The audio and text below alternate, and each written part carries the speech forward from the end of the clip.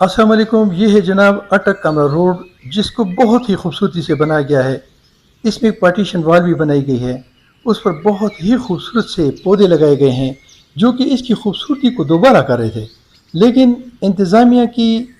اس طرف توجہ نہ کرنے کی وجہ سے اس میں اب نہ صرف خودرو پودے اگ گئے ہیں بلکہ بہت بڑھ گئے ہیں اور اس روڈ پر پھیل گئے ہیں،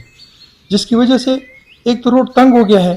دوسری بات یہ کہ یہاں پر جب یو ٹرن میں گاڑیاں ٹرن کرتی ہیں تو اس وقت ایکسیڈنٹ کا خطرہ ہوتا نہیں بلکہ یہاں پہ ایکسیڈنٹ ہوتے بھی ہیں۔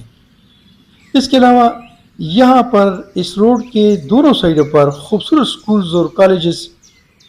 بنے ہوئے ہیں جو کہ اس روڈ کی وجہ سے مزید خوبصورت لگتے ہیں، لیکن اس کے درمیان میں یہ جو خراب پودے ہیں اس کی وجہ سے ان کی خوبصورتی ماند پڑ گئی ہے۔